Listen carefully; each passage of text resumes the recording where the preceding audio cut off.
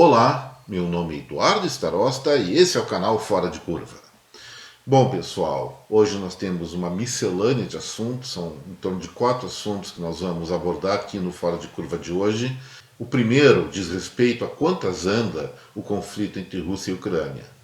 O que nós sabemos, pelo que a imprensa diz, é que os russos continuam atacando e a Ucrânia se defendendo. E fica nessa lenga-lenga, um monte de gente morrendo, desastre para tudo que é lado, mas eu quero analisar esse conflito hoje sob um contexto um pouco mais amplo.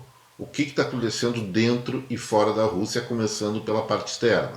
As últimas notícias dão conta que a ofensiva a partir de blindados, aqueles tanques de guerra, ela parou, com muitos carros de combate sendo sim destruídos pelos ucranianos através de mísseis de curta e média distância. Parece que eles estão sendo bem eficazes nisso e o primeiro ponto a se questionar é: será que na tecnologia de guerra, com essas armas leves para destruir esses trambolhões, não há uma mudança de paradigma tecnológico? Talvez sim. Mas aí, com a parte terrestre parada, os russos sim estão atacando pela via aérea, fazendo bombardeios, seja por aviões ou seja por aqueles mísseis moderníssimos que eles têm. Aí entra um novo diferencial que pode começar a fazer diferença nessa guerra nos próximos dias. Tá para chegar para os ucranianos uma série de baterias de mísseis terra-ar que, se não neutralizariam, pelo menos prejudicariam bastante a força aérea russa. Então aquele cenário de rápida vitória dos russos nessa invasão ao território ucraniano já foi por água abaixo.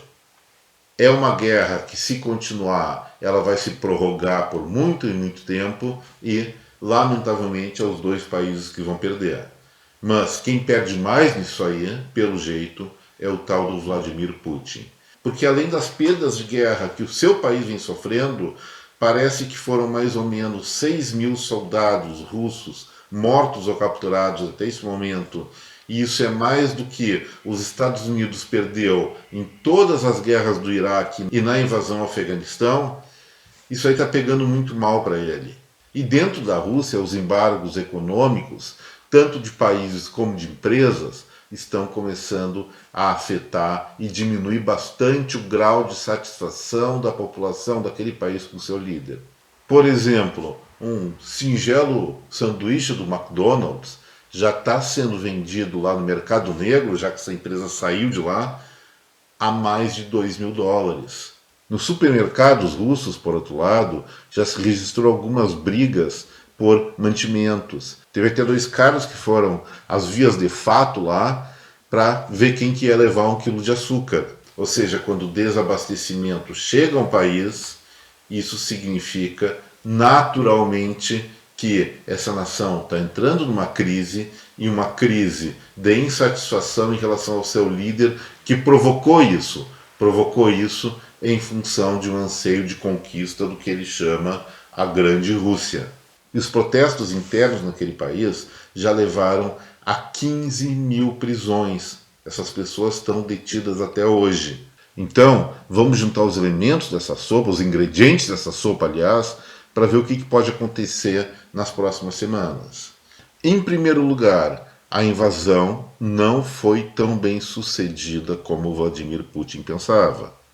Segundo lugar, os embargos comerciais estão afetando a população russa e estão afetando também a base de apoio do próprio presidente do país. E em terceiro lugar, não há, pelo menos no campo militar, uma expectativa de desfecho desse conflito no curto prazo. Aí ganha força aquela tese que eu levantei aqui no Fora de Curva da semana passada, início da semana passada, se não me engano, que a solução mais simples, mais fácil, mais palatável para os russos saírem da melhor forma possível desse conflito é a deposição do seu presidente, Vladimir Putin. Essa questão deve estar sendo conspirada nesse exato momento.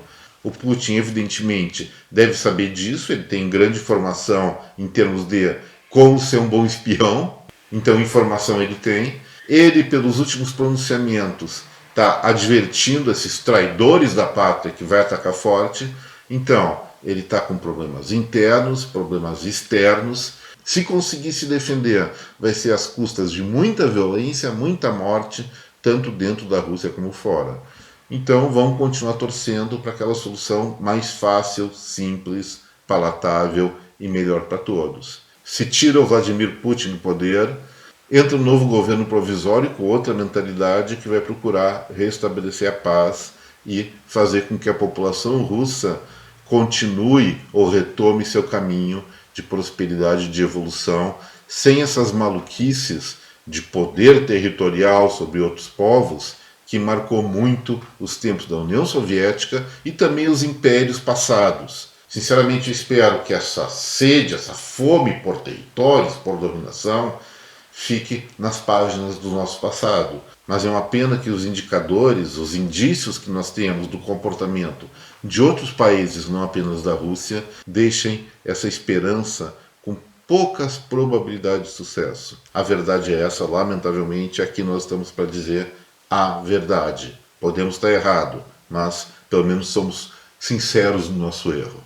Na questão dos juros, que é o segundo assunto do Fora de Curva de hoje, era esperado, a gente já sabia que esse pessoal do Conselho de Política Monetária ia subir mesmo a Selic e foi para 11,75%.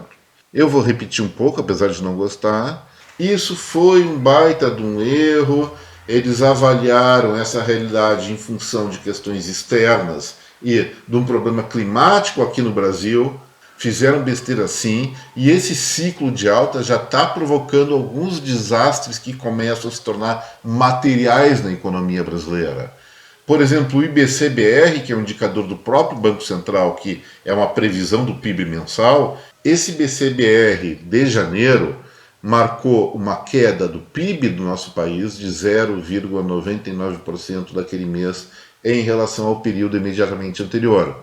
E uma queda de 0,99%, 1%, é muito forte, especialmente se é de um mês para outro. Isso vai confirmar a nossa avaliação com relação à produção industrial e às vendas do comércio varejista também de janeiro, que nós analisamos semana passada aqui no Fora de Curva. Hoje, por sinal, o IBGE divulgou os indicadores do setor de serviços, que nós temos agora nessa tabela aí na frente. Podemos ver o seguinte, fica bem claro, estou fazendo aqui uma comparação de todos os meses frente ao mesmo período do ano anterior. Então, o dado de janeiro, que foi uma alta de 9,49%, se compara com janeiro de 2021 e assim por diante. Fica muito claro, gente, aquelas colunas para baixo se referem às restrições do período de pandemia. E as colunas para cima, que refletem crescimentos bastante altos em relação ao período anterior, eles são sim distorcidos porque esse setor de serviços foi um dos primeiros a parar e o último a voltar a funcionar plenamente pelas restrições impostas pelas políticas de combate à pandemia. Então, só recentemente restaurantes voltaram a pleno, academias, estádios de futebol, isso são serviços. E o que chama mais atenção nisso aí, que não está nesse gráfico, é o seguinte, pessoal. Um dos únicos gêneros que não foi atingido no campo dos serviços pela pandemia foi a parte de telefonia, a parte de telecomunicações. As pessoas em casa continuavam a telefonar, continuavam a usar seu WhatsApp, suas redes sociais. Então as telecomunicações basicamente não foram atingidas. E olha só o resultado de janeiro agora de 2022 frente ao mesmo mês de 2021. Uma queda de 5,4%. E aí nós estamos falando, pessoal, de informação real. Não tem distorção nessa informação, porque, como eu falei, o setor de telecomunicações não foi atingido pela pandemia. E daí, então, vamos olhar com atenção isso aí. Isso é fruto do quê? Uma redução da atividade das pessoas e dos negócios que já está começando a se perceber e pode detonar com as perspectivas econômicas do Brasil agora em 2022. Eu já cansei de pedir para que esse pessoal do Conselho de Política Monetária do Banco Central tome juízo. Pelo jeito não vão tomar. E é pior para a gente. E o nosso penúltimo assunto diz respeito às ameaças dos caminhoneiros de fazer greve por conta da alta do preço do diesel. Olha, eu vou dizer o seguinte sobre isso. Esses que estão ameaçando, eles estão fazendo simplesmente uma ação política e política partidária. Eles sabem muito bem que o diesel vem subindo por um contexto internacional. Sim, a Petrobras promoveu a semana passada um grande aumento desse combustível e essa semana parece estar diminuindo um pouquinho em função de medidas do Congresso Nacional junto com a Presidência da República no campo tributário. Espero que isso se configure nos postos, mas não adianta, o Brasil importa petróleo específico para a produção de gasolina e diesel, e sendo certo ou errado, existe uma regra clara em relação a isso, e essa mobilização ela é ingênua, ela é tacanha. Esses caminhoneiros que estão promovendo isso, eles têm que ter o cifragol, aumenta custo, aumenta o preço do produto. Essa é a grande pressão, e aí sim eles poderiam ser melhor organizados em termos do seu mercado. E para finalizar o Fora de Curva de hoje, olha só que coisa mais maluca está acontecendo nas relações entre Rússia e Estados Unidos. A gente até já comentou hoje a respeito dos embargos econômicos e diplomáticos dos Estados Unidos, de vários países em relação à Rússia. Bom, os russos, lógico que não poderiam ficar atrás, tomando uma vodkazinha lá, que é muito boa por sinal, eles resolveram, pelo menos a turma do Vladimir Putin, resolveu dar o troco. E se o Vladimir Putin e seus amigos estão sendo embargados enquanto pessoa física, ou seja, não podem fazer turismo nesses países, não podem fazer negócios, suas propriedades estão sendo expropriadas, ou pelo menos apreendidas temporariamente, e daí o pessoal, os burocratas lá da Rússia, chegam, vamos dar o troco. E embargaram um tal de Joseph Robinette, não sei se é Robinette ou Rabanete mesmo, Biden. Vocês sabem quem é esse cara? É o pai do presidente dos Estados Unidos, que está a 7 palmos há vários anos. Pô, o presidente dos Estados Unidos já é velhinho, imagina o pai dele.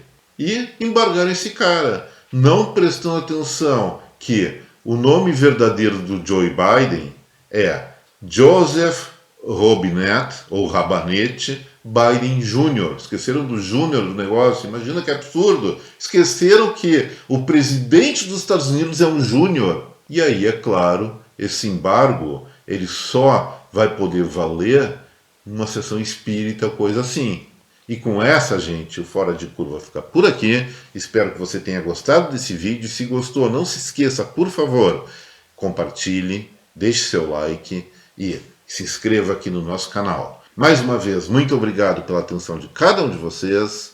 Até breve, tchau e um abraço a todos.